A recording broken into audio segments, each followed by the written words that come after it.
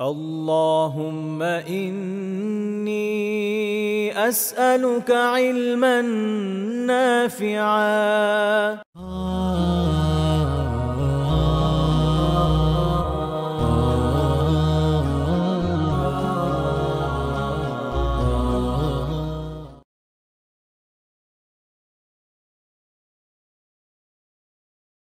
إن الحمد لله نحمده ونستعينه ونصلي على رسوله الكريم وعلى آله وصحبه أجمعين أما بعد আল্লাহ তাআলার অশেষ মেহেরবানিতে আমরা রাসূলুল্লাহ সাল্লাল্লাহু আলাইহি ওয়াসাল্লামের পবিত্র জীবনাচার থেকে আহ কিছু বিষয় শিখছিলাম আলহামদুলিল্লাহ। তো সেই পরিক্রমে আমরা সাহাবীদের সাথে আল্লাহ রাসূলের যে আচরণ সেটা নিয়ে আলোচনা করছিলাম, কিছু শেখার চেষ্টা করছিলাম সেখান থেকে। আশা করছি যে ইনশাআল্লাহ তাআলা আজকে এই টপিকে হয়তো শেষ দার্স হবে। আমরা এর আগে ১৫টা পয়েন্টের বিষয়ে আলোচনা করেছি। আজকে আমরা ১৬ নম্বর পয়েন্ট থেকে আলোচনা করব। এটা হচ্ছে যে তিনি সাহাবীদের দুঃখ কষ্ট দেখলে ব্যথিত হতেন। রাসূলুল্লাহ সাল্লাল্লাহু আলাইহি ওয়াসাল্লামের একটা বৈশিষ্ট্য আপনারা দেখবেন যে তিনি তার যে আসহাব, তার যে সাহাবীরা তাদের জীবনের দুঃখ কষ্টের সাথে, তাদের জীবনের সুখের সাথে, আনন্দের সাথে সকল ক্ষেত্রে জীবনের প্রত্যেকটা ক্ষেত্রে তাদের সাথে ওতপ্রোতভাবে জড়িত ছিলেন। তাদের আনন্দগুলোকেও যেমন তাদের সাথে ভাগাভাগি করে নিয়েছেন, তেমনি তাদের দুঃখ কষ্টগুলোকে ভাগাভাগি করে নিয়েছেন। এবং কি তারা অনেক ক্ষেত্রে দুঃখ কষ্টের কথা উল্লেখ করুক আর না করুক, তিনি এটা অনুধাবন করেছেন এবং অনেক ক্ষেত্রে তাদের দুঃখ কষ্টগুলোকে দূর করার জন্য উদ্যোগ নিয়েছেন। আর যেগুলো উদ্যোগের অবস্থা এমন ছিল যে কিছু করার ছিল না, সেক্ষেত্রে অন্তত উনি দুঃখ প্রকাশ করেছেন। এটা তার একটা অসাধারণ বৈশিষ্ট্য। যেটা সত্যি কথা হচ্ছে যে একজন আদর্শ নেতার বৈশিষ্ট্য এমনই হওয়া উচিত। যেমন আমি এর আগেও বলেছি যে আপনি আহ যেকোনো বিষয় জীবনের যেকোনো ক্ষেত্রে সর্বোত্তম আদর্শ খুঁজতে যান, দেখবেন যে আল্লাহ রাসূলের মাঝে সেটা পাবেন। সেটা আপনি একজন পিতা হিসেবে পাবেন, আপনি একজন শাসকের আদর্শ বৈশিষ্ট্যগুলো পাবেন, একজন আদর্শ নেতার বৈশিষ্ট্য পাবেন, আপনি আদর্শ শিক্ষকের বৈশিষ্ট্য পাবেন, আদর্শ প্রতিবেশীর বৈশিষ্ট্য পাবেন, আম আদর্শ সঙ্গী সহচরের বৈশিষ্ট্য পাবেন, আদর্শ স্বামীর বৈশিষ্ট্য পাবেন। এরকম যতগুলো বৈশিষ্ট্য একটা মানুষের কল্যাণকর উত্তম বৈশিষ্ট্য একজন মানুষের মধ্যে পাওয়া উচিত, সবই আপনি তার ভেতর পেয়ে যাবেন। এবং মানুষ যদি আসলে এই বৈশিষ্ট্যগুলোকে অনুসরণ করে তাহলে দেখবেন যে জীবনের অনেক সমস্যা এবং আমাদের ডে টু ডে লাইফ এর অনেক প্রবলেম এমনি সলভ হয়ে যাবে ইনশাআল্লাহ তাআলা। তো একজন আদর্শ নেতার বৈশিষ্ট্য এটা হওয়া উচিত যে সে তার সঙ্গী সাথী যারা আছে তাদের দুঃখ কষ্টগুলোর ব্যাপারে গুরুত্ব দিবে, এগুলোকে অনুধাবন করবে এবং তাদের কষ্টগুলোকে অনুভব করবে। তাদের জন্য ব্যথিত হবে। আমরা বাংলায় একটা কথা বলি, কুম্ভীর আঁচড়, ইংরেজিতে বলে ক্রোকোডাইলস টিয়ার। এরকম হলে হবে না। এটা আসলেই অনুভূতির সাথে অশ্রু আসতে হবে। আর অনুভূতির সাথে তাদের ব্যথায় ব্যথিত হতে হবে। নেতা যখন প্রকৃত অর্থে তার অনুসারীদের দুঃখ কষ্টে আ আসলে ব্যথিত হয় এবং তাদের সহানুভূতি জানায়, তো তখন স্বাভাবিকভাবে অনুসারীরা তার প্রতি লয়াল হয় এবং তার জন্য জীবন দিতে উৎসাহিত হয় বা তার জন্য কাজ করতে উৎসাহিত হয়। কিন্তু এর বিপরীতটা যখন হয় যে নেতা দেখা যাচ্ছে অনুসারীদের সাথে কোনো একটা মিটিং এ আসছে, মিটিং মিছিলের মধ্যে হয়তো দেখা করতে এসছে, কারো দুঃখ কষ্টের কথা বলল, সে খুব তাদের তো মনে করেন যে গ্লিসারিন চোখে থাকেই সবসময়। দেখা মাত্র কান্নাকাটি শুরু করে দিল, কেঁদে-কুটে বুক ভাসিয়ে দিল। কিন্তু আসলে সেটা তার অনুভূতির মধ্যে নেই। সে নিজে হয়তো আলিশান জীবনযাপন করছে। কিন্তু অনুসারীদের সাথে যখন দেখা করছে তাদের দুঃখেও খুব দুঃখ প্রকাশ করছে। হয়তো দেখা যাচ্ছে যে বেচারাকে সামান্য কিছু টাকা দিলেই তার সমস্যার সমাধান হয়ে যায়। হয়তো কথার কথা ৳১,০০০ ৳২০০ দিলে তার একটা বড় হেল্প হয়ে যায়। কিন্তু নেতা এটা আর করছে না। শুধু কান্নাকাটি করে ছেড়ে দিচ্ছে। অথচ হয়তো ওই একই বেলায় নেতা ৳৫,০০০ র খাবার একাই খেয়ে ফেলছে। তো এটা কিন্তু বাস্তবতা আমাদের সামাজিক প্রেক্ষাপটে। তো এই ধরনের নিফাক মানুষের মধ্যে যখন থাকে, তখন সেটা আসলে অতটা ফ্রুটফুল হয় না। মানুষ তার জীবনের আম ব্যক্তি জীবনের যে লক্ষ্যগুলো হয়তো এগুলো আদায় করতে সক্ষম হয় বা এগুলো অর্জন করতে সক্ষম হয়। টাকা-পয়সা কামাতে পারে, পদবি, পজিশন এগুলো হয়তো চলে আসে। বাট বড় কোনো লক্ষ্য বাস্তবায়ন করার মতো অবস্থানে আসলে এই ধরনের ব্যক্তিরা যেতে পারে না। আ এবং মানুষও তো একসময় বুঝে ফেলে যে সে কি করতে যাচ্ছে। এবং আপনি যদি রাসূলুল্লাহ সাল্লাল্লাহু আলাইহি ওয়াসাল্লামের জীবনের দিকে দেখেন, দেখবেন যে তিনি আম আমরা এর আগে যেমন আলোচনা করেছি যে তিনি তার কাছে কিছু থাকা অবস্থায় সর্বাত্মক চেষ্টা করেছেন সাহাবীদের সাহায্য করতে। অর্থাৎ সাহাবীদেরকে নিয়ে তিনি যেই বৈপ্লবিক মিশনে ছিলেন, সেখানে আপনার খেয়াল করে দেখবেন যে সবার আগে অগ্রবর্তী কিন্তু তিনি নিজে। তিনি নিজে অগ্রবর্তী। তিনি যখন হিজরতের জন্য সাহাবীদেরকে পাঠাচ্ছেন, তিনি তার নিজের সন্তানকে এবং তার স্বামী উসমান রাদিয়াল্লাহু তাআলা আনহুকে পাঠাচ্ছেন। তিনি তার ভাই আ জাফর রাদিয়াল্লাহু তাআলা আনহুকে পাঠাচ্ছেন। অর্থাৎ নিজের পরিবার দিয়ে শুরু করছেন। যে এত বিপদসংকুল জার্নি। কারণ আরবরা তো আসলে ওই সময় নৌপথে খুব বেশি অভ্যস্ত ছিল না। তো সেখানে জেদ্দা থেকে তাদেরকে পাঠিয়ে দেওয়া আরেকটা একদম সাগর পার করে আরেকটা দেশে যাওয়ার জন্য, যেখানে অন্তত উনারা সেটার সাথে হ্যাবিচুয়েটেড ছিলেন না পরিবার-পরিজন রেখে। তো এই যে একটা বিপদসংকুল জার্নিতে তাদেরকে পাঠানো এবং বিপদসংকুল, এটা আপনাদেরকে মনে রাখতে হবে যে ওই সময়কার বিষয়টা এরকমই ছিল যে যেহেতু আমাদের মধ্যে স্টিম এনার্জি বা এখনকার মতো আধুনিক এনার্জি ছিল না, অ্যাটমিক এনার্জি ছিল না। তো ইঞ্জিন ছিল না। নৌকা কিন্তু অনেক সময় ইয়ের কারণে, স্রোতের কারণে, তারপরে বাতাসের কারণে এক জায়গা থেকে আরেক জায়গায় চলে যায়। যেমন যদি ভুল না হয় সম্ভবত আবু মুসা রাদিয়াল্লাহু আনহু ঘটনা আছে। উনার ইয়েমেন থেকে যখন আসতে যাচ্ছিলেন, যদি উনার নাও হয়, ঘটনা আছে। এখন এটা বাই চান্স অন্য কোনো সাহাবীর হতে পারে। বাট ঘটনা হচ্ছে এরকম যে উনারা যখন ইয়ামান থেকে আসতে চাচ্ছিলেন হচ্ছে মাদীনাতে, উনারা এইজন্য ছোট যে নৌকাগুলো ভাসিয়েছেন। কারণ আরবরা হচ্ছে ঐরকম বড় মাপের জাহাজ তখন ব্যবহার করে শেখেনি। তো উনারা ওখান থেকে ভাসিয়েছেন। সেটা দিয়ে তারা আ উপকূল বরাবর আসতে থাকলে একসময় আরবে চলে আসতে ইয়াতে চলে আসতে পারতেন, হিজাজে চলে আসতে পারতেন। কিন্তু হয়েছে যেটা, স্রোত ওনাদের ভাসিয়ে নিয়ে গেছে ইথিওপিয়াতে। তারপর সেখানে গিয়ে ওনাদের সাথে দেখা হয়েছে হচ্ছে জাফর আদিত্যের এবং অন্যদের সাথে, এবং তাদের সাথে একসাথে ওনারা ব্যাক করে এসেছেন খাইবারের যুদ্ধের সময়। তো এটা বোঝানোর জন্য বললাম যে কি পরিমাণ বিপদসংকুল, যে কোন দিকে আপনাকে নিয়ে চলে যাবে এটা দেখা যাবে ওই সময় আপনি বাধা দিতে পারবেন না। কিন্তু আল্লাহ রাসূল কিন্তু কি করলেন? তার নিজের পরিবারকে দিয়ে শুরু করলেন, সাথে পাঠিয়ে দিলেন। আ অন্যদিকে এখনকার সময়ে বা আমাদের বাংলাদেশের ইতিহাসে দেখেন যে বড়, বড় নেতারা আছে তাদের পরিবারকে কি করে? সেভ অ্যান্ড সিকিউরড রাখে। আচ্ছা। তারপরে ধরেন আ যখন তিনি সুদ মাফ করেছেন, সবার আগে আব্বাস রাদিয়াল্লাহু আনহু সুদগুলোকে মাফ করে দিয়েছেন। রক্তপাত মাফ করে দিয়েছেন। সবার আগে নিজের পরিবারের রক্তপাতগুলোকে মাফ করে দিয়েছেন। জাহেলি যুগে যেগুলো ছিল সেগুলো। তারপরে ধরেন তিনি যখন হিজরত করছেন, সবাইকে পাঠিয়ে দিয়ে সবার শেষে নিজে রয়ে গেছেন। এখন আপনার অনুসারী কেউ নাই একটা শহরের ভিতরে। স্বাভাবিকভাবে এই সময় কিন্তু আপনি সবচেয়ে বেশি এক্সিকিউটেবল হয়ে যাবেন। আপনার উপর হামলা করলে কে আটকাবে? কে বাঁচাবে আপনাকে? এবং আপনার নিজের যেটা গোত্র, সেই গোত্রের আ নেতৃত্ব তখন আপনার সবচেয়ে বড় দুশমন আবু লাহাবের হাতে। তো এই একটা সিচুয়েশন, তখন আপনি সবচেয়ে বেশি কিন্তু vulnerable। আল্লাহ রাসূল সাল্লাল্লাহু আলাইহি ওয়াসাল্লাম কিন্তু সবাইকে পাঠিয়ে দিয়ে উনি নিজে সবার পিছনে। এভাবে কখনো আপনারা ভেবে দেখেছেন কিনা আমি জানি না, বাট ভেবে দেখতে পারেন। সেটা হচ্ছে যে আসলে তো কেউ যদি নিজে নিরাপত্তা চায়, সবার আগে সে নিজে পালায়।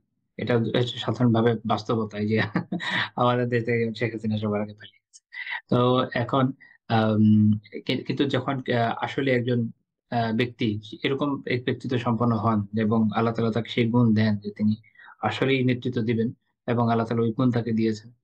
তিনি তার অনুসারীদের ভালো-মন্দের কথা চিন্তা করেন। তিনি কিন্তু সবার শেষে যাওয়ার চেষ্টা করেন। চেষ্টা করেন যে পুরো বাহিনীকে, পুরো জাতিকে কিভাবে লিড করা যায়, তারপর আমি যাব। তো আপনি দেখেন যে রাসূলুল্লাহ সাল্লাল্লাহু আলাইহি ওয়াসাল্লাম কি করলেন? তিনি সবার শেষে গেলেন এবং খুবই বিপদসংকুল একটা পরিস্থিতি ওই সময়। কারণ অনুসারী কেউ নাই। নিজের গোত্রটা পর্যন্ত সবচেয়ে বড় দুশমনদের একজনের হাতে।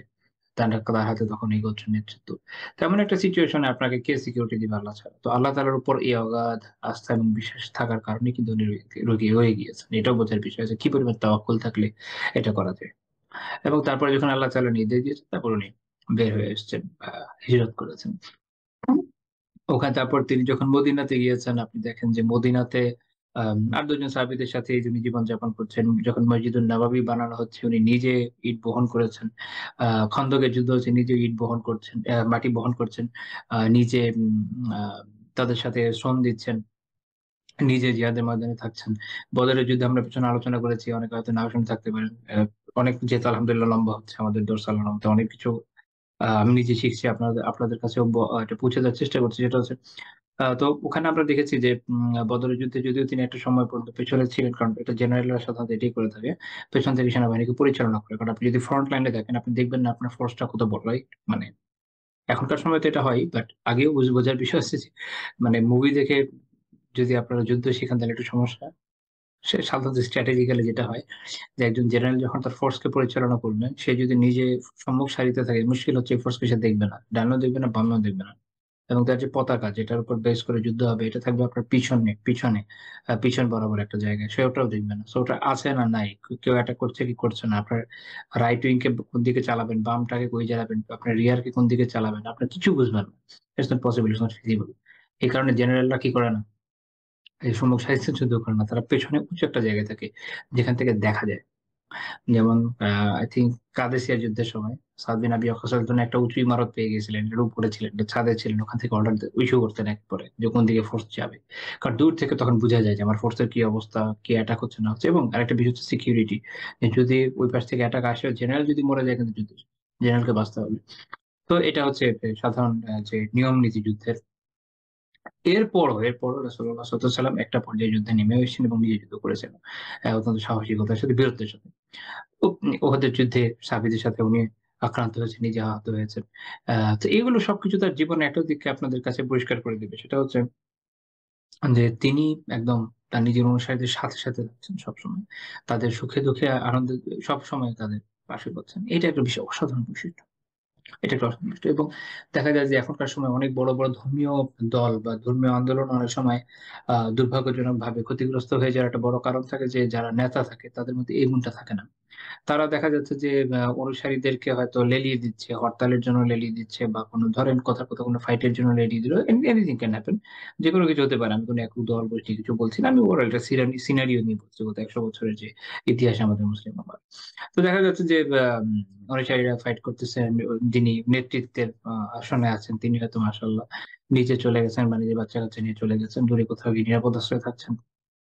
অথবা দেখা যাচ্ছে যে অনুসারীদের অবস্থা এত খারাপ যে তারা ভালোমতো খাবারও পাচ্ছে না। ইনারা হয়তো খুব ভালো খাবার-দাবার আরাম-আয়েশের মধ্যে জীবনযাপন করছেন। তো এটা আসলে ইসলামের শিখাও না, এবং এটা একটা বড় কারণ যে কারণে মানুষের মধ্যে ওই যে একটা আত্মত্যাগী মনোভাব এটা আসেও না।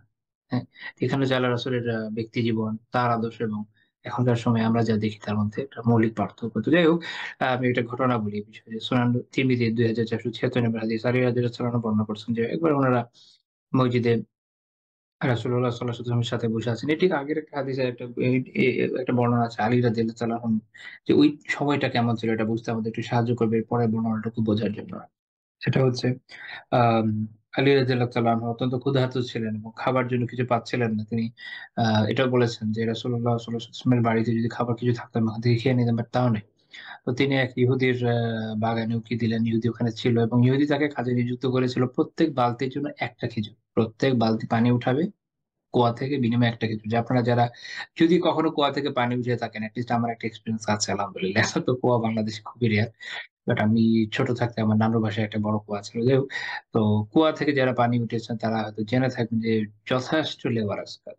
অনেক, অনেক ই আপনার পরিশ্রম করতে হয়।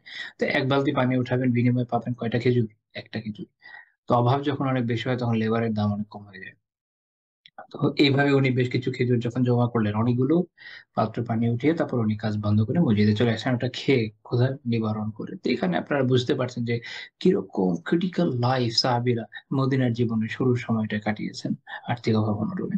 তো যাই হোক, ওই সময় মুসআব বিন উমাইর রাদিয়াল্লাহু তাআলা আনহু মসজিদে আসেন। মুসআব রাদিয়াল্লাহু তাআলা আনহু মক্কার বলা হয় যে উনি সবচেয়ে অভিজাত ঘরানাগুলোর মধ্যে একটা থেকে উনি এসেছিলেন এবং আর্থিকভাবে অত্যন্ত সচ্ছল ছিলেন।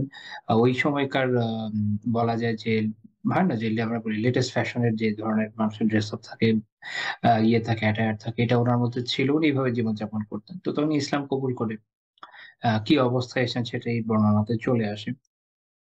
আলী রাদিয়াল্লাহু তাআলা আনহু বর্ণনা করছেন যে মা আলাইহি ইল্লা বুরদাতুল লাহু মারকুআতুম বিফার ফালা তার আ গায়ে ছিল ওই সময় এমন একটা চাদর যেটা চামড়া দিয়ে তালিযুক্ত।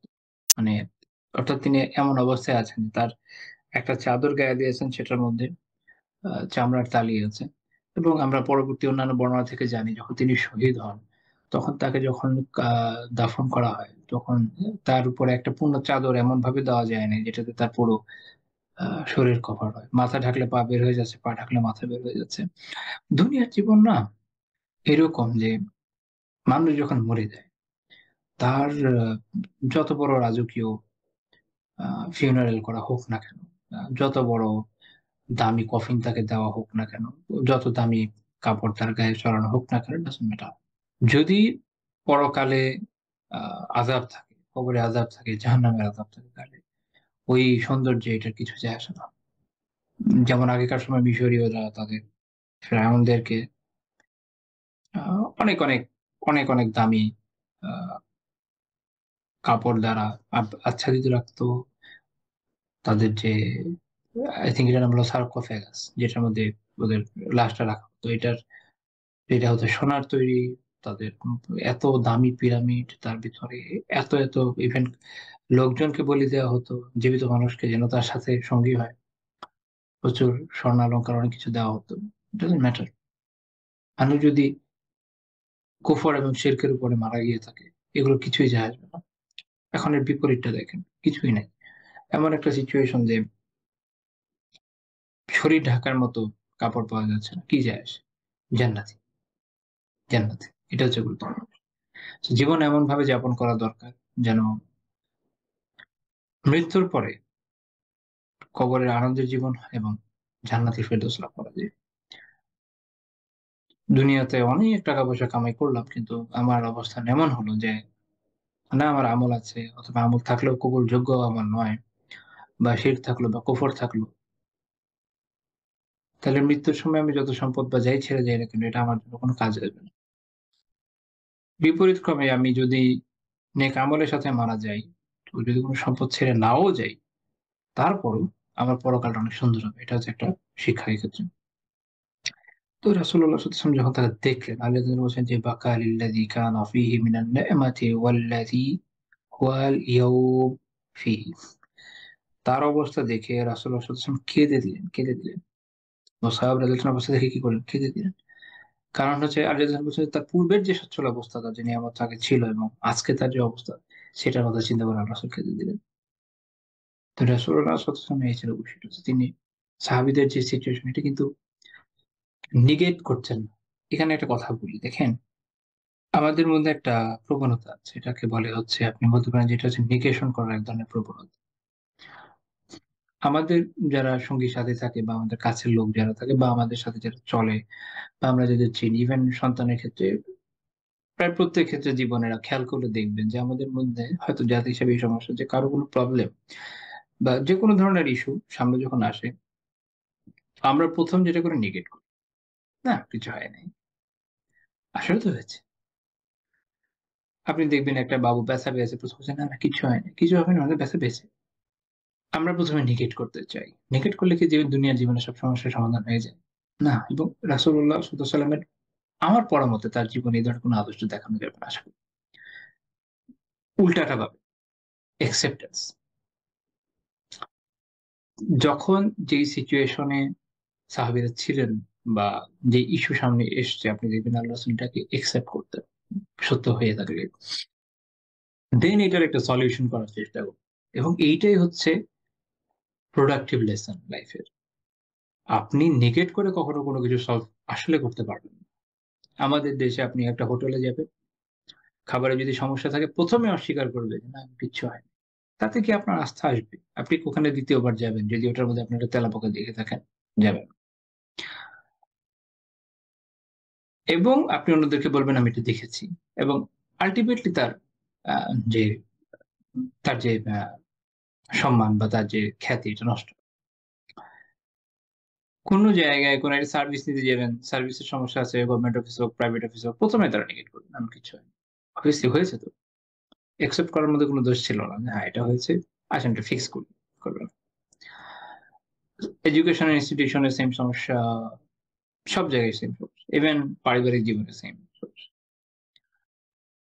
এর ফলে আমরা আমাদের সমস্যাগুলো সমাধান করতে পারি না। অথচ বিষয়টা এমন হওয়া উচিত ছিল না। এটা যদি আমি কিছু ঘটে থাকে, আমি যত বড় দিনদার নেককারই হই না কেন, আমি যদি বলি যে না আমার কিছু হয় নাই, অথচ বাস্তবে হয়েছে, আমি তো মিথ্যা বললাম। মিথ্যা বলা এটা কবিরা গুনাহ এবং মুমিন মিথ্যা বলতে পারে না। এটা যদি আমি বলেই থাকি তাহলে আমি গুনাহগার হব না? অথচ আপনি দেখবেন যে দিনী যে এডুকেশনাল ইনস্টিটিউশন গুলো, বিভিন্ন ধরনের প্রতিষ্ঠান আছে, সেখানেও এই ধরনের ঘটনা এখন সহজলভ্য বিষয়ে পরিণত হয়েছে। সামগ্রিকভাবে এই যে একটা নেগেটিভ প্রসেস, এটা কোন হেলথি প্র্যাকটিস না। বরং আল্লাহ রাসূলের জীবন থেকে আমরা এই আদর্শ পাই, অ্যাকসেপ্ট করতাম। এবং আপনি দেখেন তারপর ৩ টা সলিউশন করতাম। বা ওই বিষয়ে কিছু করা গেলে করব। আমরা আজকে যদি সম্ভব হয়, আমরা যদি পর্যন্ত যেতে পারি, আমরা এই আলোচনা দেখব ইনশাআল্লাহ। যে হুনাইনের যুদ্ধের পর একটা সিচুয়েশন হয়েছিল। অন্যরা হলে কি করতো? আমাদের দেশের মানুষের মতো হলে কি করতো? দেখবেন নেগেট করে দিত। তো আল্লাহ রাসূল টা করবেন। অ্যাকসেপ্ট করলেন এবং এটা একটা উত্তম সলিউশন দিলেন। আমি এটা জবাব দিলাম। রাসূলুল্লাহ সাল্লাল্লাহু আলাইহি ওয়াসাল্লাম এই সিচুয়েশনে সাহাবীদের কি বলেন? কাইফা বিকুম ইযা গাদা আহাদুকুম ফি হুল্লাতিন ওয়া রাওয়াহ ফি হুল্লাহ। যে তোমাদের ওই সময় কি অবস্থা হবে যখন তোমাদেরকে সকালে একটা প্রকাশ পড়বা একজোড়া পোশাক পরবা, আবার বিকেলে একটা পরবা। মানে সকাল সন্ধ্যায় আলাদা, আলাদা ড্রেস তোমরা ওই সময় পরবা। তোমাদের ওই সচ্ছলতা আপনাদের এটা জানার থাকা উচিত যে ১ম সময়ে সাহাবীদের এবং আ মুসলিম সমাজের আর্থিক অবস্থা এরকম ছিল যে তারা একাধিক প্রস্থ কাপড় পরতে পারতেন না। এক প্রস্থ কাপড়ই মনে করেন এই আছে আমার একটা জুব্বা, রাইট? একটাই কাপড়। অর্থাৎ জাস্ট জুব্বা। ভিতরে কোনো গেঞ্জি না, প্যান্ট না, আ পায়জামা না, আন্ডারওয়্যার তো প্রশ্নই ওঠে না। আর কাপড় মাথা ঢাকার মতো থাকলে ঢাকছেন, যার নাই তো নাই। অর্থাৎ কাপড় একটা। উপর থেকে নিচ পর্যন্ত একটা কাপড়। কারণ অভাব ছিল এরকম। এটা সাহাবী এবং সাহাবিয়া, নারী এবং পুরুষ উভয়ের ক্ষেত্রে প্রযোজ্য ছিল। পরে একসময় যখন ইসলাম ম্যা এ বিজয়ী অবস্থায় পৌঁছালো, সেটা হচ্ছে আরো পরে খেলাফতের যুগে। তখন মানুষের কাছে যখন প্রচুর সম্পদ আসলো, তখন মানুষ ২-৩ প্রস্থ কাপড় পরা শুরু করলো। তো তখন আম একবার আয়েশা রাদিয়াল্লাহু এটাকে জিজ্ঞেস করা হয়েছিল যে, "এতগুলো প্রস্থ কাপড় পরা কি এটা বৈধ হচ্ছে কিনা?" তখন উনি এটা বলেছিলেন যে, "ওই সময় ছিল না বলে এক প্রস্থ পড়েছে। আর এখন যেহেতু আছে পড়ো, কোন সমস্যা নাই।" এবং সালাতের ক্ষেত্রে আল্লাহ তাআলা কোরআনে বলছেন সূরা আরাফে ৩১ নম্বর আয়াতে আল্লাহ তাআলা বলছেন যে তোমরা প্রত্যেক সালাতের জন্য উত্তম পোশাক পরিধান করো। তো যাই হোক, তো এইটা হচ্ছে আ বিষয় যে ওই সিচুয়েশন এ অর্থাৎ এখন তাদের কাছে পোশাকের অবস্থা এরকম যে তাদের কাপড় থাকছেই এক সেট। একটাই কাপড় থাকছে, সেটা বলব না। একটাই কাপড় থাকছে। তখন আল্লাহ রাসূল এটা বলছেন যে এমন সময় আসবে যখন তোমাদের এত স্বাচ্ছন্দ্য এবং সচ্ছলতা আসবে যে তোমরা সকালে এক ড্রেস পড়বা, বিকালে এক ড্রেস পড়বা। মানে তোমাদের আলহামদুলিল্লাহ এই পরিমাণ আসবে এবং আসছে এটা পরে। এবং এটা আল্লাহ রাসূলের মুজিজা যে তিনি ওই সময় এটা বলে দিচ্ছেন। এটা ওই প্রেক্ষাপটে যার তার উপর ঈমান নাই তার জন্য এটা মানা তো অনেক কঠিন। কিন্তু সাহাবাদের তো ঈমান ছিল। তো তারা তাৎক্ষণিক মেনে নিয়েছেন যেটা হতে যাচ্ছে। তারপর তিনি বলছেন ওয়া উদিআত বাইনা ইয়াদাইহি সুহফা ওয়া রুফিআত উখরা। তোমাদের সামনে এক পেয়ালা খাবার রাখা হবে, আরেকটা উঠিয়ে নেওয়া হবে। অর্থাৎ এখন হচ্ছে সিচুয়েশন এরকম খাবারই পাচ্ছে না। আমি একটু আগে আলী রাদিয়াল্লাহু ঘটনা বর্ণনা করেছি। এমন সময় বলা হচ্ছে যে অবস্থা এমন হবে যে এক পেয়ালা খাবার তুমি খাচ্ছ, আরেক পেয়ালা উঠিয়ে নেওয়া হচ্ছে। মানে খা প্লেটের পর প্লেট বাটির পর বাটি খাবার আসছে যাচ্ছে, আসছে যাচ্ছে। এবং এটাও পরবর্তী সময়ে হয়েছে। ওয়াসাতারতুম বুয়ুতাকুম কামা তুশতারুল কাবা, এবং তোমরা তোমাদের ঘরগুলোকে এভাবে পর্দা দিয়ে ঢেকে রাখতো যেভাবে কাবাকে ঢাকা হয়। অর্থাৎ জানালাতে পর্দা থাকবে, দরজায় পর্দা থাকবে। সাহাবীদের ওই যুগে এমন ছিল যে এটা পর্দার কোনো প্রচলন ছিল না। ওই গায়ের কাপড়ই পাওয়া যাচ্ছে না পর্দা দূরের বিষয়। তো কিন্তু আল্লাহ রাসূল সাল্লাল্লাহু আলাইহি ওয়াসাল্লাম এটা বলে দিচ্ছেন যে এরকম ঘটনা হবে যে পোশাকের এরকম প্রাচুর্য থাকবে, খাবারের থাকবে, এমনকি সম্পদ এমন থাকবে মানুষের যে মানুষ নিজের তো নিজের ঘরেরও সাজসজ্জা করবে। তো জিজ্ঞেস করলেন যে তখন তোমাদের কি অবস্থা হবে? তো তারা বললেন যে সাহাবীরা বললেন কি ইয়া রাসূলাল্লাহ নাহনু ইয়াওমাইযিন খায়রুম মিন্না আল-ইয়াওম নাতাফাররাগু লিল ইবাদাহ ওয়া নুকফাল মা'না। অর্থাৎ এখন আমাদের যে অবস্থা, তারা স্বাভাবিকভাবে যা চিন্তা আসে সে অনুযায়ী বলছেন যে এখন আমাদের যে অবস্থা তার থেকে তখন তো আমরা অনেক সচ্ছল থাকবো। বিপদ-আপদ থেকে, অভাব-অনটন যেগুলো আছে এগুলো থেকে নিরাপদ থাকবো। এবং আ তখন আমরা না ইবাদত বন্দেগীর জন্য অনেক সময় পাবো। এইটা দেখেন আমাদের নিজেদেরও কিন্তু অনেক ক্ষেত্রে টিপিক্যাল থিংকিং। যে যদি আমার অনেক টাকা পয়সা থাকে, অ্যা তাহলে আমি অনেক সময় পাবো হয়তো ইবাদতের জন্য। আসলে কি এটা থাকে? আসলে এটা থাকে না। মানুষের যত উপার্জন বাড়ে তার মানে তার এনগেজমেন্ট তত বেশি। রাইট? আপনার যদি কোটি, কোটি আল্লাহর রহমতে কামাই থাকে, তার মানে হচ্ছে আপনার এনগেজমেন্ট অনেক বেশি।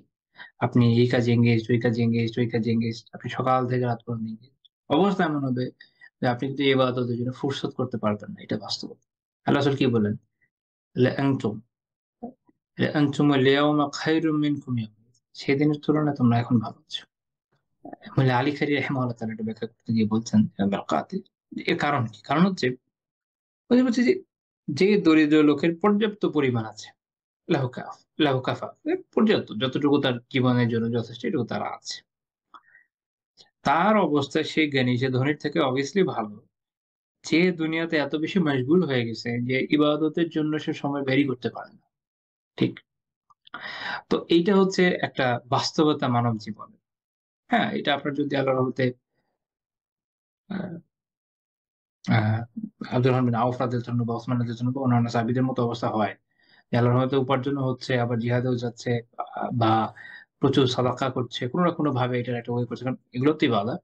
তো এটা ভিন্ন কথা। কিন্তু বাস্তবতা হচ্ছে এরকম যে এইটা করা খুব কঠিন কাজ।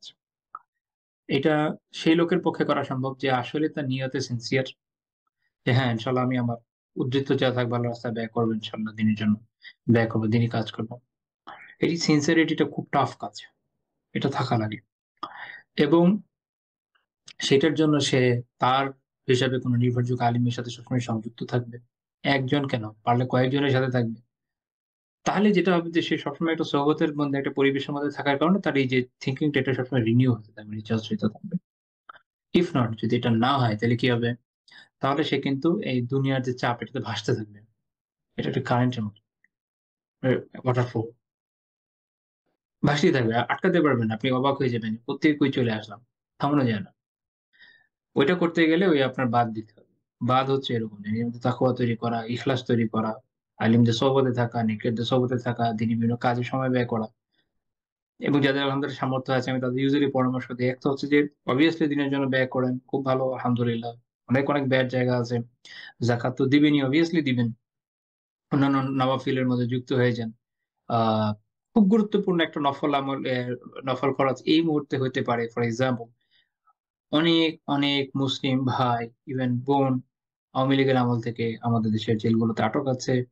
আপনারা হয়তো জানেন এখনো আটক আছে। এই বেচারাদের আ যে ব্যয়ভার নির্বহন করা, ওখান থেকে বের হওয়ার জন্য এটা একটা অনেক বড় সাদাকার জায়গা। এটা একটা জায়গা হতে পারে।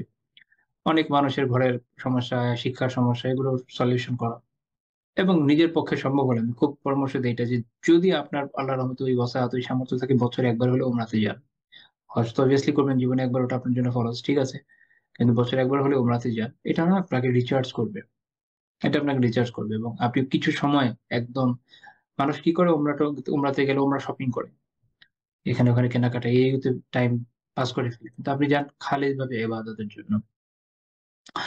ফুল টাইম ইবাদতের মধ্যে নিযুক্ত থাকেন। নিজেকে সবকিছু থেকে আলাদা করেন। এইটা আপনার বাকি ১২ মাস চলার শক্তি দিবে দিনের উপর।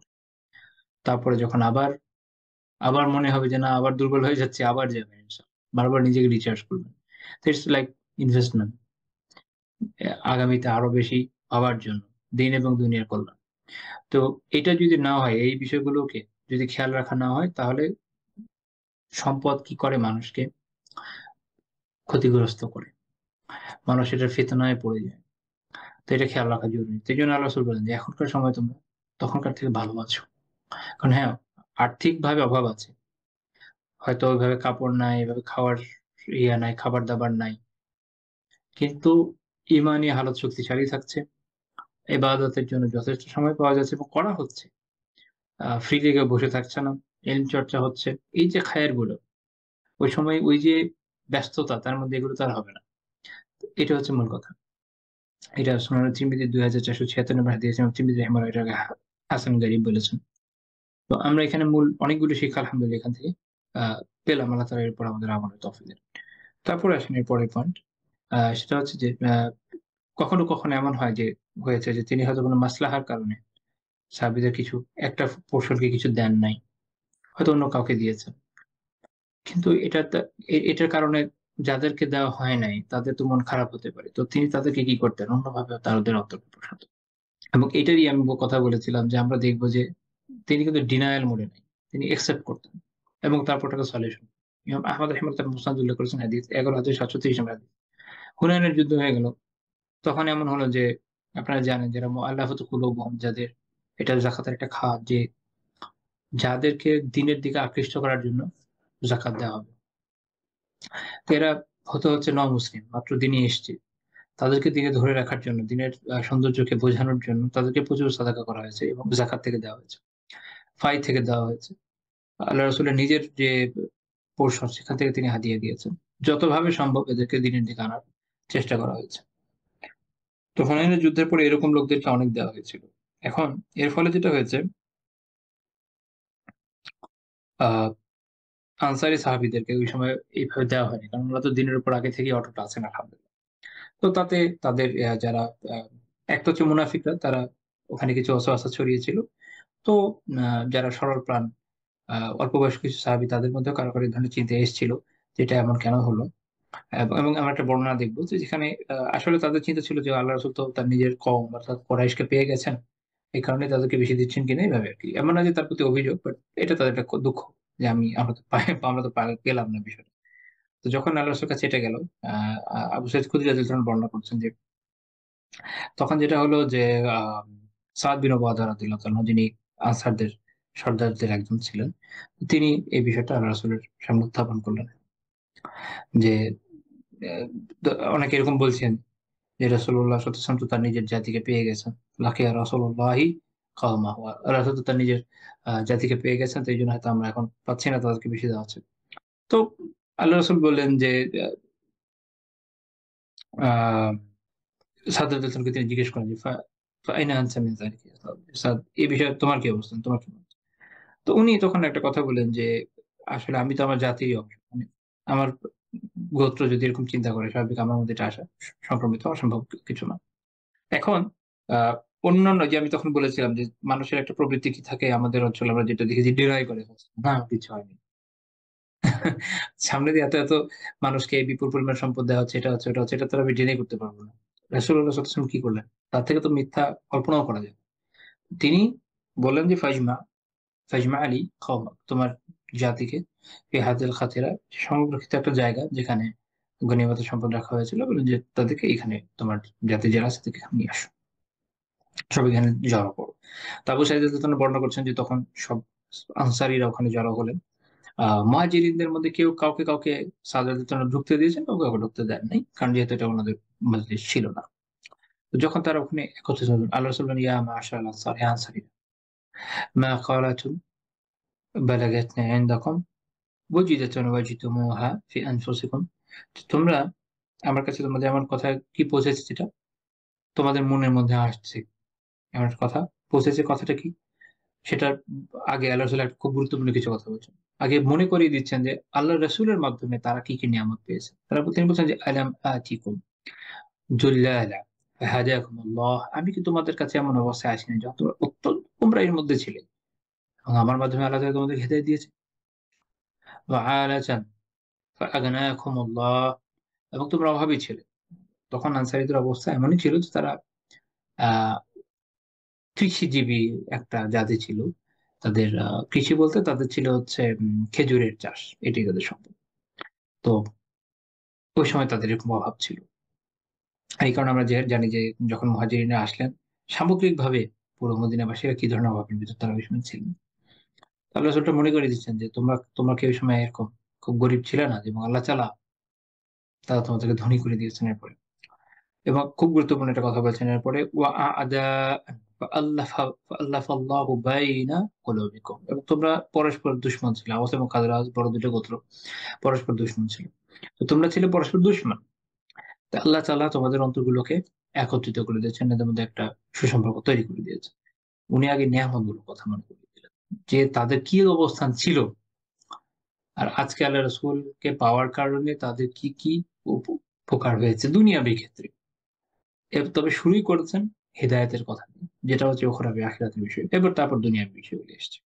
সাহাবী বলেন যে বালিল্লাহু ওয়া রাসূলুহু আমান্নু ওয়া আফজাল, নিশ্চয়ই আল্লাহ তাআলা এবং তার রাসূলই তাদের সবচেয়ে বেশি সর্বোত্তম, এবং তাদের তাদের অনুগ্রহ সর্বাধিক। তখন আহ রাসূলুল্লাহ সাল্লাল্লাহু আলাইহি ওয়াসাল্লাম এক পর্যায়ে বলেন, অনেক লম্বা হাদিস, আমি একটু স্কিপ করে করে যাচ্ছি, যে তিনি বলেন যে তোমরা তিনি বলছেন, আমা আল্লাহি, আল্লাহর কসম যে তোমরা এটা বলতে পারতে, এবং এটা বলে সত্য হতো কি, যে আচ্ছা এই ছানা মুখাজ্জিবা ফাসাদ্দাকতানা ফাসাদ্দাকনাকা, যে আপনি তো আমাদের কাছে এমন অবস্থায় এসেছেন যখন আপনাকে মানুষ মিথ্যা প্রতিপন্ন করছিল এবং আমরা আপনাকে সত্যায়ন করেছি। ওয়া মাখযুলা ফানাসারনা, এবং আপনি আমাদের কাছে এমন অবস্থায় এসেছেন যখন আপনি ছিলেন লাঞ্ছিত এবং আমরা আপনাকে সাহায্য করেছি। তারপর বললেন যে আপনি ছিলেন ওয়াতরিদান ফাআওয়াইনাকা। তোমরা আমাকে এটাও বলতে পারতে যে আপনি তো বিতাড়িত অবস্থায় ছিলেন এবং আমরা আপনাকে আশ্রয় দিয়েছি। ওয়াআইলান ফাআসাইনাক। আপনি তো দরিদ্র অবস্থায় ছিলেন। আমরা আপনাকে সম্পদ দিয়েছি। এগুলো তিনি আল্লাহর সাথে স্বীকার করছেন। এই নেয়ামত কিন্তু তোমাদেরও আছে। এই অনুগ্রহ তোমাদের তোমরা এই অনুগ্রহগুলো আমার প্রতি করেছো এবং তোমরা এটা আমাকে মনে করে দিতে পারতে। রাসূল এটা নিজেই বলে দিচ্ছেন। এই যে তার মধ্যে এটা যেটা বলা যায় বরত্ব, মানসিক বরত্ব। আম এটা একটা চমৎকার বিষয়। যে আরেকজনের নিয়ামতের শুকরিয়া আদায় করা এবং সেটা স্বীকার করা যে হ্যাঁ, এই অনুগ্রহ কিন্তু তোমরা আমার প্রতি করেছো। এটা বলতে পারতে যে এটা কিন্তু আমরা করেছি আপনার প্রতি।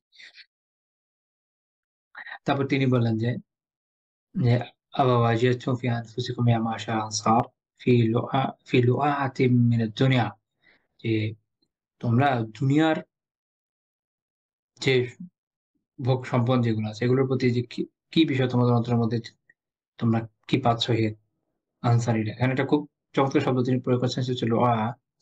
লোআ এটার মূল উৎপত্তিগত অর্থ হচ্ছে বলতে পারেন এভাবে যে একদম যেই চারা যখন অঙ্কুরোদ্গম হয়, একদম যে অল্প অঙ্কুরটা থাকে যেটা স্বল্পস্থায়ীও বলা যায় যদি না টিকে। এটা হচ্ছে যে এই লোআর মূল উৎপত্তি হচ্ছে ওই শাখাটা থেকে ওই শব্দটা থেকে।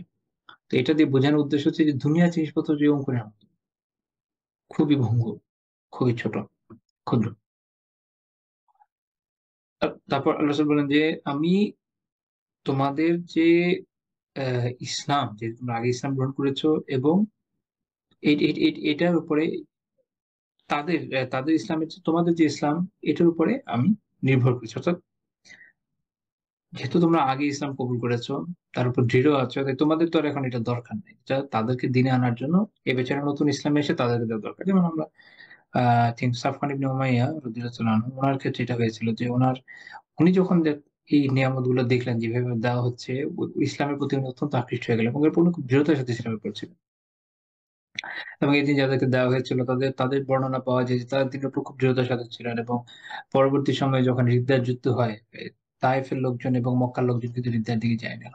তাদের অন্তর এত দৃঢ় হয়েছিল রাসূলুল্লাহ সাল্লাল্লাহু আলাইহি ওয়াসাল্লামের দান দেখে আর ওখান থেকে সরেনি। মূল বিষয় হচ্ছে যে তারা এটাকে খুব ভালোবাসতো। কেউ দাতা হলে তার প্রতি তাদের একটা আগ্রহ থাকতো এবং এটা মানসিক একটা টান যে উনি এরকম মহান। তো তারা ইসলামের সৌন্দর্যটাকে উপভোগ করেছে। তো তারপর আল্লাহ রাসূল মনে করে দিলেন। এটা খুব গুরুত্বপূর্ণ কথা। তিনি বললেন যে, "আফালা তারদাউনা ইয়া মা'শারাল আনসার আন ইয়াযহাবা আন-নাসু বিশ-শাহ ওয়াল বা'ীর" যে এ ওয়া ওয়া ওয়া তারজিউন বিরাসূলিল্লাহি ফি রিহালিকুম। তিনি বলছেন যে, হে আনসাররা, মানুষ আম বকরি এবং চতুষ্পদ জন্তু জানোয়ার নিয়ে ফিরবে। আর তোমরা তোমাদের সাথে আল্লাহর রাসূলকে নিয়ে ফিরবে। তোমরা কি এতে বেশি সন্তুষ্ট নও?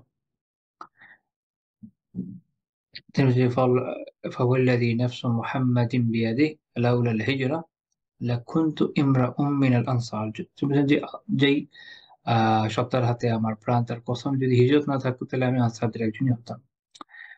ولو سلك الناس شعبا وسلكت الأنصار شعبا لسلكت شعب الأنصار।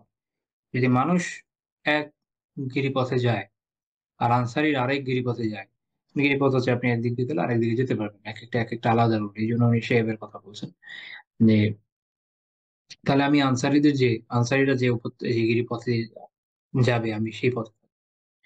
অর্থাৎ আনসারীদেরকে তিনি কিভাবে উনি সন্তুষ্ট করে দিয়েছেন যে তোমরা না আমাকে পাচ্ছ, তারা তো আমাকে পাচ্ছে না, আমি তো মক্কায় থাকবো না এবং আমার যে সহবত এটা তারা পাবে না, এর বরকতটা থেকেও তারা মাহরুম হচ্ছে, অথচ তোমরা আমাকে ফুললেই পাবা।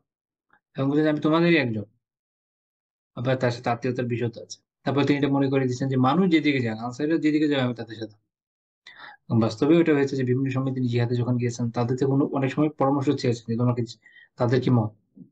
এবং তিনি তারপর দোয়া করছেন আল্লাহুম্মা আরহামিল আনসার, হে আল্লাহ আনসারদের উপর রহম করেন। ওয়া আবনা আল আনসার, এবং আনসারীদের সন্তানদের প্রতি রহম করেন। ওয়া আবনা আবনাই আনসার, এবং আনসারীদের সন্তানদের সন্তান অর্থাৎ তাদের নাতি-পুতিদের প্রতি রহম করেন। এটাতে বোঝাচ্ছে যে একদম সবসময় এদের উপর রহম চলবেন ওনাদের উপর। তো আবু সাঈদ রাদিয়াল্লাহু বলছেন যে ফাবাকাল কওম হাত্তা আখজালু রিহা হাত্তা আখজালু লিহাহুম। ফলে উপস্থিত যারা ছিলেন তারা এভাবে কাঁদা শুরু করলেন যে কাঁদতে তাদের দাড়ি ভিজে গেল। এবং তারা বললেন যে রাদিনা বিরাসূলিল্লাহি কাসমান হাজ্জা। আল্লাহ রাসূল সাল্লাল্লাহু আলাইহি ওয়াসাল্লামের যে বন্টন এটা আমরা সন্তুষ্ট। তারপর তারা যে যার পথে গেলেন। তো এটা সনদ হাসান এর বর্ণনা। আ এখানে আমরা দেখলাম যে একটা সিচুয়েশন হয়েছে এবং আরেকটা খুব গুরুত্বপূর্ণ বিষয় দেখেন, তিনি কিন্তু আনসারীদেরকে বকা দিলেন না, কটু কথা বললেন না যে, "খায়বারে এত সম্পদ দিয়েছি, হুনাইনে এত ইয়াতে বনু কুরাইজার সম্পদগুলো পেয়েছো, আগে কোথায় ছিল এগুলা?" ইউজুয়ালি যেটা করে সাধারণত নেতারা যে, "আমি তোমাদের এই করেছি, এই করেছি, এই করেছি, এগুলো কে দিয়েছে?" এরকম তিনি কিন্তু বলেন নাই বা তাদেরকে কোনো কটু কথা বলেন নাই, তাদেরকে কোনো ধরনের অপমান করেন নাই। তাদের মনের যে অনুভূতিটা এটাকে অ্যাকসেপ্ট করেছেন। আচ্ছা এটা হয়েছে, এটা তো বাস্তব। এখন এটাকে কিভাবে সলভ করা যাবে? আরো উত্তম একটা অনুভূতির দিকে নিয়ে যাওয়া যাবে। তিনি সেই চেষ্টাটা করেছেন এবং তিনি সফল হয়েছেন। তার জীবন থেকে এটা আমাদের একটা শেখার বিষয় রয়েছে। সেটা নিজেদের শুধু সঙ্গীর সাথে না, জীবনের প্রত্যেকটা ক্ষেত্রেই।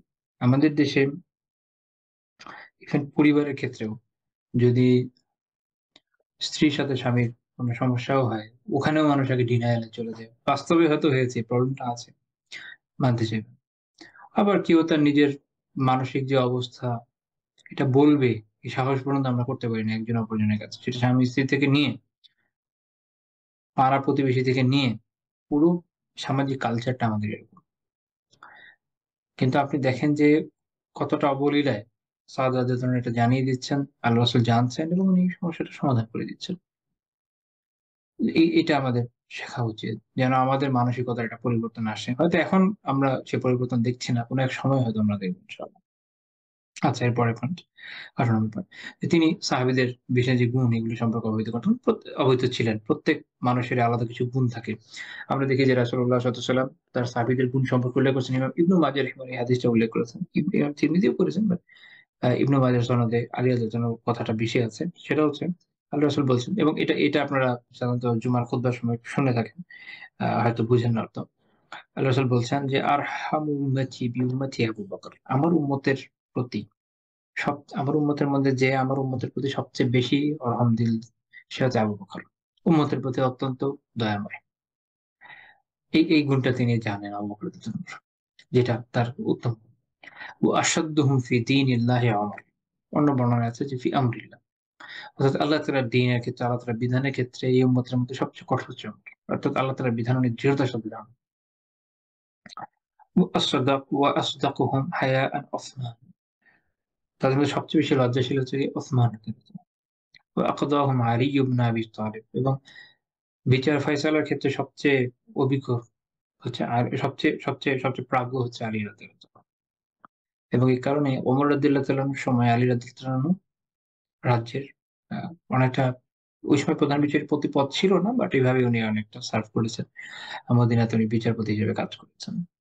ওয়া আকরাউহুম লিকিতাবিল্লাহি উবাই ইবনে কাব এবং তাদের মধ্যে আল্লাহর কিতাবের সবচেয়ে বড় কারি, সবচেয়ে বেশি পঠনকারী হচ্ছে উবাই ইবনে কাব রাদিয়াল্লাহু আনহু। পঠনকারী এবং এখানে আরেকটা অর্থ হচ্ছে কিতাবের জ্ঞান সবচেয়ে বেশি। কারণ আল্লাহ রাসূলের যুগে এবং সাহাবীদের যুগে কারি দিয়ে শুধুমাত্র পাঠক বোঝাতো না। আমাদের এখনকার সময় যেমন শুরু করে খালি পড়তে পারে আর কিছু না, এরকম না। ওই সময় কারি দিয়ে বোঝানো হতো যে যিনি কোরআনের আলিম, উনি হচ্ছে কারি। অর্থাৎ পাঠ করা, তাফসীর জানা, আমল জানা এই। আ'লামুহুম বিল হালালি ওয়াল হারামি মুআয ইবনে জাবাল এবং উম্মার ভিতরে হালাল হারাম সম্পর্কে সবচেয়ে বেশি জ্ঞানী হচ্ছে মুআয বিন জাবাল রাদিয়াল্লাহু তাআলা আনহু। ওয়া আফরাদুহুম যায়েদ ইবনে সাবিত। ইলমুল ফারাইজের ক্ষেত্রে অর্থাৎ এই যে সম্পত্তি বন্টনের যে আইন, এই বিষয়ে সবচেয়ে জ্ঞানী হচ্ছে যায়েদ ইবনে সাবিত রাদিয়াল্লাহু তাআলা। আলা ওয়া ইন্না লিকুল্লি উম্মাতিন আমিনা। আর আর নিশ্চয়ই প্রত্যেক উম্মতের একজন বিশ্বস্ত ব্যক্তিত্ব থাকে, আমিন থাকে। ওয়া আমিনু হাযিহিল উম্মাহ আবু ওবায়দা ইবনুল জাররাহ এবং এই উম্মতের আমির হচ্ছে আবু ওবায়দা রাদিয়াল্লাহু আনহু। তো এটা সুনান ইবনে মাজাহর ১৫৪ নম্বর হাদিস। শেখ আলবানী রাহিমাহুল্লাহ সনদকে সহিহ বলেছেন। এখানে আমরা দেখি যে রাসূলুল্লাহ সাল্লাল্লাহু আলাইহি ওয়াসাল্লাম তার সাহাবীদের বিশেষ গুণগুলো সম্পর্কে অবহিত এবং এটাও বোঝা যায় যে তাহলে যে সাহাবীদের মধ্যে দেখা যাচ্ছে সবাই সব বিষয়ে আ সর্বোচ্চ পরিমাণে এক্সপার্ট নন। কারো বিষয়ে এক্সপার্টাইজ বেশি ছিল। আপনি দেখেন আলী রাদিয়াল্লাহু তাআলা একটা বিষয়ে, যায়েদ রাদিয়াল্লাহু তাআলা একটা বিষয়ে, মুয়ায রাদিয়াল্লাহু তাআলা একটা বিষয়, এরকম একেকজন সাহাবীর একেক বিষয়। এবং এটাকে আল্লাহ রাসূল নিজে এন্ডোর্স করছেন। এবং পরবর্তী সময়ে আলেমরা এই অনুযায়ী আমলও করেছেন তাদের থেকে ইলম নেওয়ার ক্ষেত্রে যে কার গুরুত্ব বেশি কোন বিষয়ে।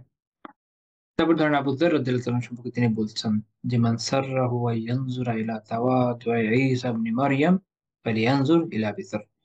যে এটা যাকে এটা আনন্দিত করে যে সেটা দেখবে এমন কাউকে যার বিনয় ঈসা বিন মারিয়াম আলাইহিসসালামের মতো, মানে ঈসা বিন মারিয়াম আলাইহিসসালামের যে বিনয় ঠিক এরকম বিনয়ী ব্যক্তি যদি কেউ দেখতে চায় সেজন্য আবু যারকে দেখে। অর্থাৎ আবু যার রাদিয়াল্লাহু তাআলার বিনয় ছিল ঈসা আলাইহিসসালামের বিনয়। সুবহানাল্লাহ। এটা আল্লাহ রাসূল অনুধাবন করেছেন এবং এটা আমাদেরকে বলছেন। ইমাম ইবনে আবী শাইবা রাহিমাহুল্লাহ তাআলা মুসান্নাফে হাদিসটি উল্লেখ করেছেন ৩২,২৬৭ নম্বর হাদিস। শেখ আলবানী রাহিমাহুল্লাহ সহিহুল জামিআতে সহিহ বলেছেন, সহিহুল জামিআত ৬,২৯২ নম্বর হাদিস।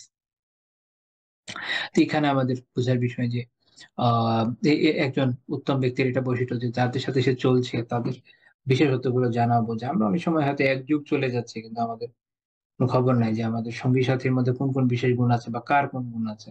তো নিশ্চয়ই এটা কোনো প্রশংসিত গুণ নয়। আচ্ছা, তারপর আসেন ১৯ নম্বর পয়েন্ট। তিনি তো এই যে মূল্যায়ন করছেন এই গুণের, তিনি এই তিনি যেটা করতেন যে প্রত্যেক সাহাবীর যে বিশেষ গুণ এটা মূল্যায়ন করে সেই অনুপাতে তার সাথে আচরণ, সেই অনুপাতে আচরণ। যে শুধু তো আপনি গুণ জানলেই হবে না, এটার উপরে বেস করতে আচরণও করতে হবে। তো এরকম একটা ঘটনা আমরা দেখি ইভেন স্বপ্নের মধ্যেও, তিনি এই অনুযায়ী আচরণ করেছেন, এরকম বর্ণনা আছে। সহিহ বুখারীর ৩,২৪২ নম্বর হাদিস আবু হুরায়রা রাদিয়াল্লাহু আনহু বর্ণনা করেছেন যে একবার রাসূলুল্লাহ সাল্লাল্লাহু আলাইহি ওয়াসাল্লাম তাদের সাথে বসে সাহাবীদের সাথে। তিনি বললেন যে বাইনা আনা নাইম রাআইতুনি ফিল জান্নাহ فإذا امرأة تتوضأ إلى جانب قصر فقلت لمن هذا القصر। যে স্বপ্নে আমি জান্নাত দেখলাম, সেখানে এক প্রাসাদের পাশে এক নারীকে অজু করতে দেখলাম। জিজ্ঞেস করলাম এই প্রাসাদ কার? ক্বালু, তারা বলল তারা ইয়ানি ইবনে হাজার রাহিমাহুল্লাহ বলছেন যে এর হতে পারে জিবরিল আলাইহিস সালাম অথবা অন্যান্য কোন ফেরেশতা। তো তারা কি বললেন? ওমর ইবনে খাত্তাব, ওমর ইবনে খাত্তাবের। এখানে এই হাদিস থেকে জানা গেল, মনে রাখবেন যে আল্লাহ রাসূল যেহেতু রাসূল ছিলেন, নবী রাসূলদের স্বপ্ন ওয়াহী, সেখানে শয়তানের কোনো স্থান নাই, প্রাবৃত্তিক চিন্তা ভাবনার স্থান নাই। তো কাজী ওমর ইবনে খাত্তাব রাদিয়াল্লাহু আনহু যে জান্নাতি তার এটা একটা দলিল। তো বলে যেটা ওমর ইবনে খাত্তাবের ফাযাকারাতু গায়রাতা, আল্লাহ রাসূল বলছেন যে আমি তার গায়রতা যে আত্মসম্মান বোধ সেটার কথা মনে পড়লো। ফাওয়াল্লাহি মুদবিরা, তো এইজন্য আমি ফিরে আসলাম। তো তিনি ওই প্রাসাদে প্রবেশ করেন নাই স্বপ্নের মধ্যে। একটু দেখেন যে রাসূলুল্লাহ সাল্লাল্লাহু আলাইহি ওয়াসাল্লাম সাহাবীদের যে বৈশিষ্ট্য এটাকে এভাবে খেয়াল করছেন যে এটাও বিষয় যে তার যেহেতু স্বপ্ন সত্য স্বপ্ন এবং এখানে তার একটা নিয়ন্ত্রণের জায়গা আছে, অর্থাৎ এটা জাস্ট মানুষের চিন্তার মতো এদিক ওদিক চলে যাচ্ছে, আপনি কন্ট্রোল করতে পারছেন না স্বপ্ন, এরকম কিন্তু না। আল্লাহ রাসূল এটাকে কন্ট্রোল করছেন। কোনটা যে আমি এর ভিতরে কি করছি না করছি, এটা হচ্ছে তার স্বপ্নের বৈশিষ্ট্য। তো তিনি প্রবেশ করলেন না।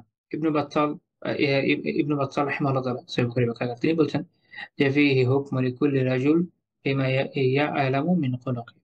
তো এটার মধ্যে এই বিধানটা আছে যে আ প্রত্যেক ব্যক্তির আখলাকের যে বিষয়টা আপনি জানেন ওই অনুযায়ী তার সাথে হবে।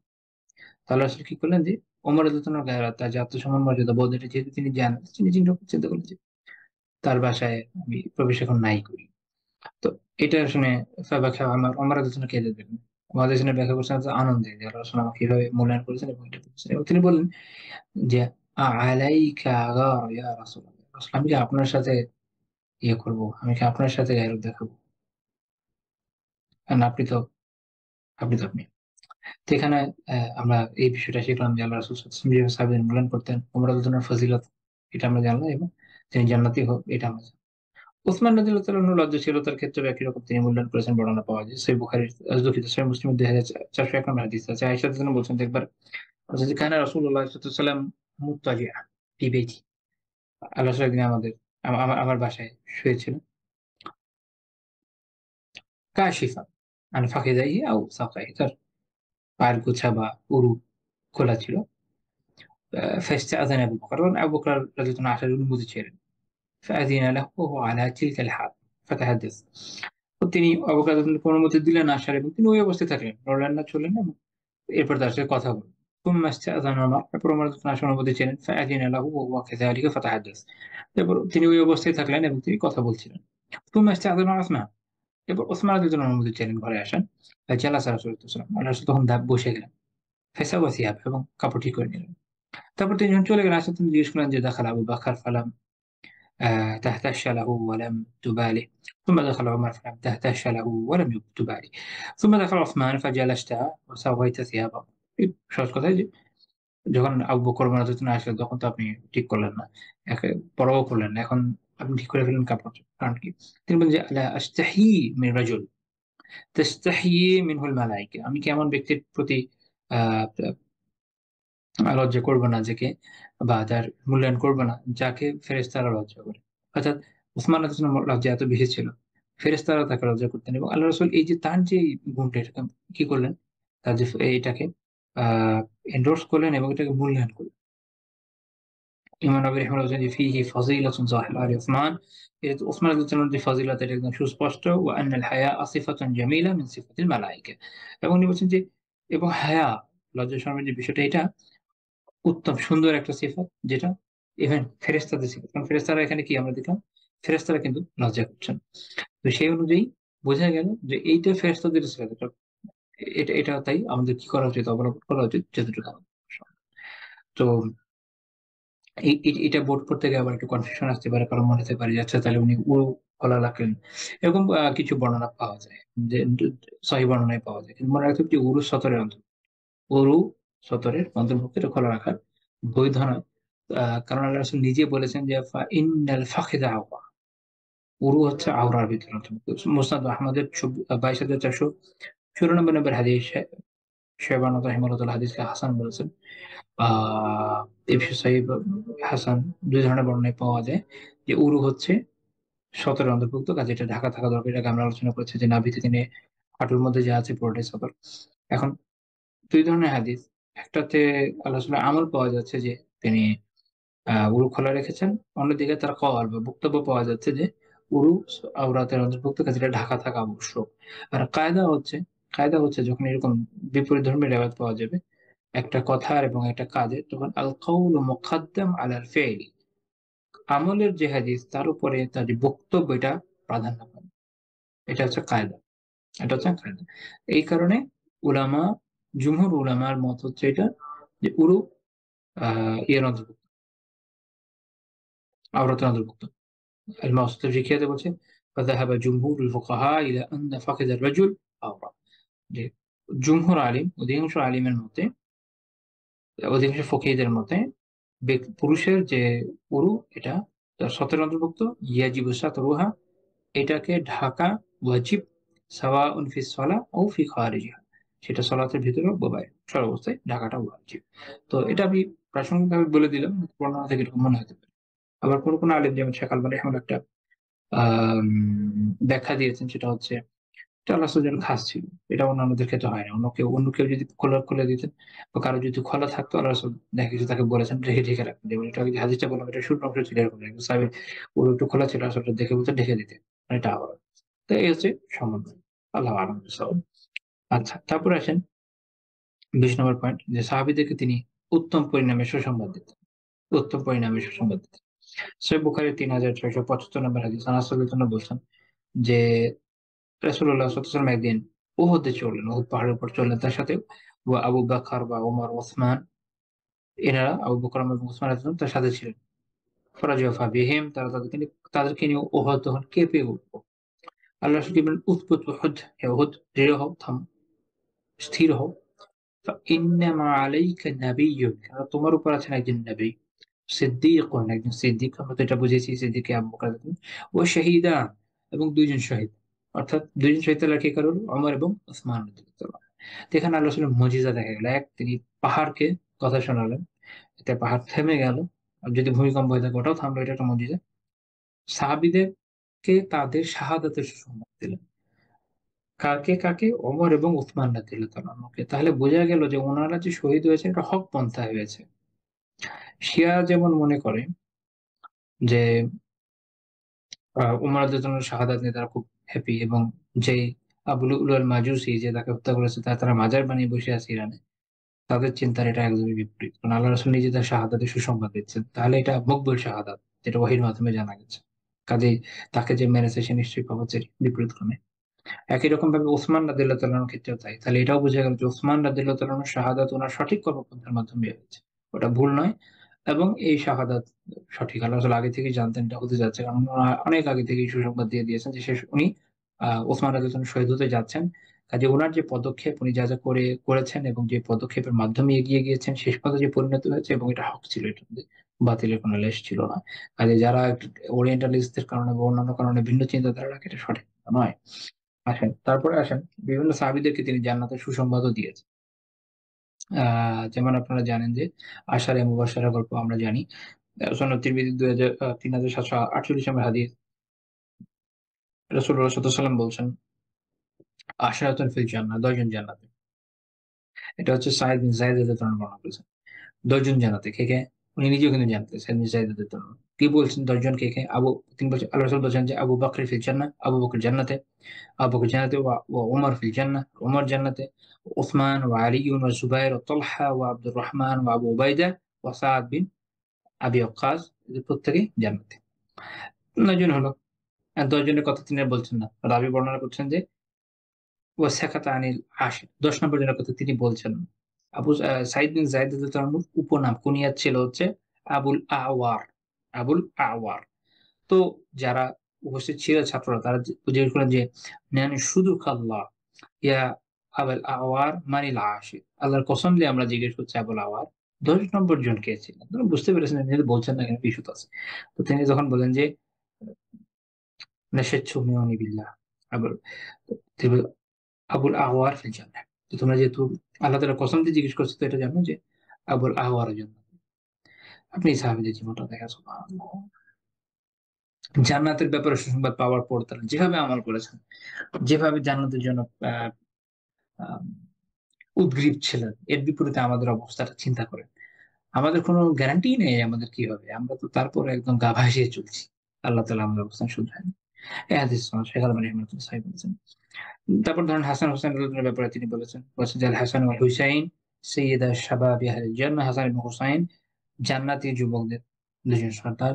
সুনান তিরমিজি 3768 নম্বর হাদিস। ইমাম তিরমিজি বলছেন যে এই হাদিস হচ্ছে হাসান সাহিহ। আরেকটা বর্ণনা হচ্ছে সহিহ বুখারীর 3679 নম্বর হাদিস। এই হাদিসটি খেয়াল করতে হবে বিশেষভাবে এই জন্য যে সাধারণত এখান থেকে আমরা একজন সাহাবীর কথাই শুনি, কিন্তু আসলে দুইজন সাহাবীর বর্ণনা আছে।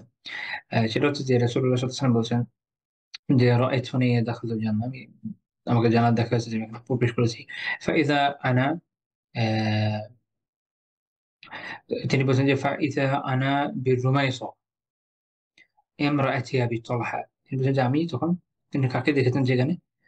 আবু তালহা রাদিয়াল্লাহু তাআলার স্ত্রী রুমাইসা রাদিয়াল্লাহু তাআলা। রুমাইসা আমাদের দেশে কিভাবে বলে? রুমাইসা, এভাবে বলে। হচ্ছে রুমাইসা, র মিম ইয়া সদ, এভাবে। তারপর আলিফ একটা, তারপর একটা হামজা, হচ্ছে রুমাইসা। এটা হচ্ছে আরবি একটা শব্দ আছে রামাস, এর মানে হচ্ছে আপনার কেতর। যেহেতু ওনার ইবনে হাজার রাহিমাহুল্লাহ বলছেন যে কানা বিআইনিহা লিরামাসিন, কানা বিআইনিহা, যেহেতু তার চোখে এরকম কেতর থাকতো, এই জন্য আর কি ওনার এই নাম হচ্ছে রুমাইসা। এটা ওনার আসল নাম না। ওনার আসল নাম হচ্ছে আহ সাহলা। আসল নাম হচ্ছে সাহলা। উপনাম হচ্ছে উম্মু সুলাইম। উপনাম হচ্ছে উম্মু সুলাইম। তো ওনাকে এই নামে ডাকা হতো, ওর মেসা নামে ডাকা হতো। তো তাকে আল্লাহ রাসূল দেখলেন জান্নাত, একজন নারী সাহাবী, তিনি জান্নাতে। সুবহানাল্লাহ। তো তার এই জান্নাতের সুসংবাদ আল্লাহ রাসূল দিলেন। তারপর তিনি বলছেন সামি'তু খাশাফাত, আমি জুতা, মানুষ যখন জুতা টেনে হাঁটে একদম খসখস শব্দ, যেটা আমি শুনলাম। ফাকুলতু মান হাযা, যে শুনলাম যে কে? ফাকালা হাযা বিলাল, তখন যে ফেরেশতা ছিলেন তিনি তো বললেন এটা বিলাল। তো এটা বিলাল রাদিয়াল্লাহু আনহু বিশেষ ফজিলত, তিনিও জান্নাতি। তিনিও জান্নাতি, তিনি যে জান্নাতে তিনি বর্ণনা করে জানা যায়। সহিহ বুখারী 1149 নম্বর হাদিস, ওখান থেকেও জানা যায়। আল্লাহ রাসূল সাল্লাল্লাহু আলাইহি ওয়াসাল্লাম বলেন যে বিলাল রাদিয়াল্লাহু আনহু কে? আল্লাহ রাসূল ফজরের সময় বলছেন যে ইয়া বিলাল হাদ্দিসনি বিআরজা আমালিন আমিলতাহু ফিল ইসলাম, আমাকে তোমার ইসলামের আসার পরে সবচেয়ে উত্তম কি আমল ছিল এটা আমাকে জানাও। কারণ কি? কারণ হচ্ছে ইন্নী সামাইতু তাফা আলাইকা বাইনা ইয়াদাইহি ফিল জান্নাহ, আমি জান্নাতে আমার সামনে তোমার যে জুতার শব্দ শুনেছি। এইটা কোথায় কেটে গেছে? মেরাজের দিনের ঘটনা? মেরাজের সময়কার, মেরাজের যে রাত সেটার ঘটনা না, এটা স্বপ্নের মধ্যে আছে। ইবনে হাজার রাহিমাহুল্লাহ বলছেন যে ফিহি ইশারা ইলা আন্না যালিকা ওয়াকা'a ফিল মানাম। সহিহ মুসলিমের বর্ণনায় এক্সট্রা একটা অংশ আছে যে আল-লাইল, রাতের কথা। এটা উল্লেখ করে ইবনে হাজার বলছেন যে এটাতে এই ইশারা আছে, এটা হচ্ছে ঘুমের মধ্যে হওয়ার ঘটনা। মানে ঘুমে আল্লাহ সাল্লাল্লাহু আলাইহি ওয়াসাল্লাম স্বপ্ন দেখেছেন এবং তার স্বপ্ন সত্য।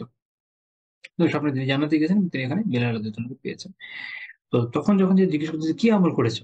যেটার কারণে আমি তোমাকে আমার আগে দেখলাম?" বিলাল রাদিয়াল্লাহু আনহু বলছেন যে, "মা আমিলতু আমালান আরজা ইনদি।" আমার কাছে আসলে আ যে আমল করেছি এর মধ্যে এই একটা আমলই আমার কাছে সবচেয়ে বেশি মনে হয়েছে। সেটা কি? ইন্নী লাম আতাতাহহার তুহুরা ফি সাআতি লাইলিন আও নাহার। আমি দিনে বা রাতে যখনই পবিত্রতা অর্জন করেছি, ওযু করেছি, ইল্লা সাল্লাইতু বিযালিকা তুহুর মা কুতিবা লি আন উসাল্লি। তখন আমি আমার তাকদীরে যা লেখা ছিল এই অনুযায়ী যতটুকু সম্ভব এর মাধ্যমে ওই পবিত্রতাতে সালাত আদায় করেছি। এখানে মূলত আমরা আরেকটা সালাতের একটা বিষয় পাচ্ছি, সেটা কোনটা? যে আমরা যেটা বলি তাহিয়াতুল ওযু। যেমন সহিহ বুখারী ১৫৯ এবং মুসলিমে ২২৬ নম্বর হাদিসে আছে। যেমন আল্লাহ রাসূল বলেছেন, "মান তাওয়াদ্দাআ নাহওয়া উযুই হাযা।" আল্লাহ রাসূল ওযু দেখে বলছেন যে আমার এই ওযুর মতো করে যে ওযু করবে। সুম্মা সাল্লা রাকাআতাইন লা ইউহাদ্দিসু ফীহিমা নাফসা। তারপর সে আ ২ রাকাত সালাত আদায় করবে। এ এ এ এর মধ্যে লাই লাই আ এ এ আচ্ছা, এরপর বলছেন যে গুফিরা লাহু মা তাকাদ্দামা মিন যামবি। তার আগের যে গুনাহগুলো এগুলো মাফ করে দেওয়া হবে। তো এটা হচ্ছে যে ফজিলত, যে ২ রাকাত সালাত ইয়া পবিত্রতা অর্জনের পরে বা ওযু করার পরে ২ রাকাত সালাত এর যে ফজিলত সেটা এখানে জানা যাচ্ছে। এটাই বিলাল রাদিয়াল্লাহু আনহু তার আমলের পরিণত করেছিলেন তার জীবনে, যে যখনই তিনি পবিত্র হতেন তখনই তিনি এই তাহিয়াতুল ওযু আদায় করতেন। তো এটা আমাদের আমলে রাখা উচিত ইনশাআল্লাহ তাআলা। যদি বাসায় আমরা ওযু করি তখন করব, মসজিদে করব, মাকরুহ ওয়াক্তগুলো ছাড়া। মাকরুহ ওয়াক্তগুলো ছাড়া অন্যান্য সময় ইনশাআল্লাহ তাআলা ২ রাকাত সালাত আদায় করব। আর কেউ যদি ধরেন ওযু করে মসজিদে আপনি ঢুকলেন, ওই সময় সুন্নাহ আদায় করবেন রাতে বা গায়রে রাতে বা আপনার মুআক্কাদা, গায়র মুআক্কাদা যেটাই করেন না কেন, তখনও যদি আপনি নিয়ত করেন যে তাহিয়াতুল মসজিদের সাথে নিয়ত করে নিতে পারেন। কোন সমস্যা নেই। নফলের মধ্যে একাধিক নিয়ত বৈধ। তাহিয়াতুল মসজিদ, তাহিয়াতুল ওযু এটা ২ টা একসাথে আপনি নিয়ত করতে পারেন। তাতেও কোন সমস্যা নাই। যেমন আপনি মসজিদে গেলেন, যোহরের আগে ৪ রাকাত সুন্নাহ পড়বেন। আ এর মধ্যে দেখা গেল যে এক্সট্রা টাইম নেই যে আপনি আরো সালাত আদায় করবেন। আপনি নিয়ত করলেন যে আপনি সুন্নতে মুআক্কাদা বা রাতিবা আদায় করছেন, এর সাথে তাহিয়াতুল মসজিদ, তাহিয়াতুল ওযু আদায় করছেন, ইনশাআল্লাহ তাহলে সবগুলো আদায় হয়ে যাবে। আর অন্যান্য সময় যখন আপনি ফ্রিলি আছেন, যখন আপনার এমন কোন সুনির্দিষ্ট ইবাদত নাই, তখন আপনি ওযু করে যদি ২ রাকাত সালাত আদায় করেন তার মধ্যে অনেক বারাকা আছে। কারণ এটা আল্লাহ তাআলার কাছে এত পছন্দনীয় যে বিলালের জন্য এই বিশেষ মর্যাদা এখানে পাওয়া যাচ্ছে। এই যে ইবনে জাওজি রাহিমাহুল্লাহ বলেছেন যে ফিহিল হাসু আলা সালাত আখিরাতু। সেটার মধ্যে এই হাদিসে এই বিষয়ে উৎসাহ দেওয়া হয়েছে কিসের? ওযুর পরে যে সালাত তার জন্য। তারপর হচ্ছে আরেকটা বিষয় হলো এখানে একটা শিক্ষার বিষয়, ইবনে হাজার রাহিমাহুল্লাহ বেশ কিছু শিক্ষার উল্লেখ করেছেন ফাথুল বারীতে। এর মধ্যে আরেকটা শিক্ষা হচ্ছে এটা যে কোন শাইখ চাইলে তার তিলমিজকে, তার ছাত্রকে তার আমল সম্পর্কে জিজ্ঞেস করতে পারে। যেমন আল্লাহ রাসূল তিনি তো মুআল্লিম সাহাবীদের। তিনি জিজ্ঞেস করছেন। এর উপর ভিত্তি করে বোঝা যাচ্ছে যে শায়েখ বা ওস্তাদ ছাত্রকে জিজ্ঞেস করতে পারে যে, "তোমার আমলের কি অবস্থা?" যদি ভালো আমল হয় তাকে উৎসাহ দিবে, যদি খারাপ হয় কোন সমস্যা থাকে এটাকে তাকে না করবে বা শুধরাই দিবে। এবং এখান থেকে এটা বোঝা যাচ্ছে যে যে যদি নেককার ব্যক্তি যারা তারা একে অপরকে নিজের আমল সম্পর্কে জিজ্ঞেস করতে পারে, এটা কোন সমস্যা নাই। এটা শরীয়ভাবে বৈধ। তো আজকে আমাদের আলোচনা এই পর্যন্তই থাকছে। সুবহানাকাল্লাহুম্মা বিহামদিকা লা ইলাহা ইল্লা আনতা আস্তাগফিরুকা ওয়া আতুবু ইলাইক।